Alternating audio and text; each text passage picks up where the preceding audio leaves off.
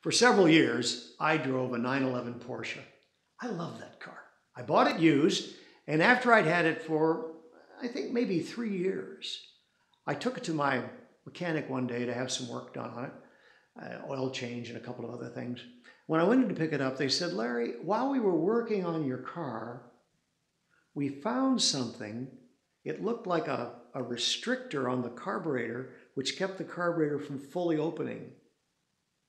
We took it off. I hope you don't mind." Well, I didn't know what they were talking about. I had been driving the car, like I've said, for at least 2 years at the time, and I love the car. Of all the cars I'd owned up till that time, I'm certain, and I've had a lot of wonderful cars, I'm certain that it was the car I enjoyed the most.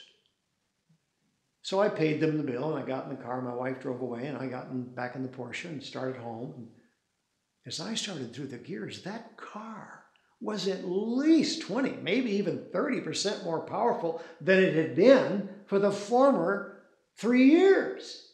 Was there anything different? Was there anything different in terms of capability, capacity, potential? Well, of course, the answer is no. All that we had done was take the governor off. I don't know who put it on there. Maybe some father put it on there to keep his son from going too fast. Whatever the reason was, the car had been restricted. My experience is that more of us than we realize have something restricting us, something holding us back, something from reaching our full potential.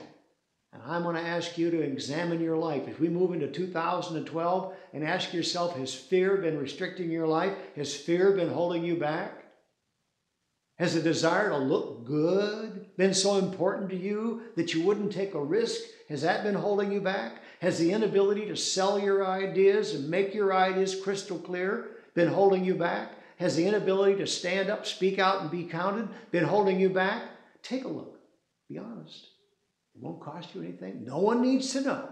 Only you. But I'm betting there's something that if you could just remove it a teeny weeny bit, you might be amazed, you might be surprised at how much more potential you have as we move into 2012. You know, 2012, it's either the end or the beginning. We get to decide.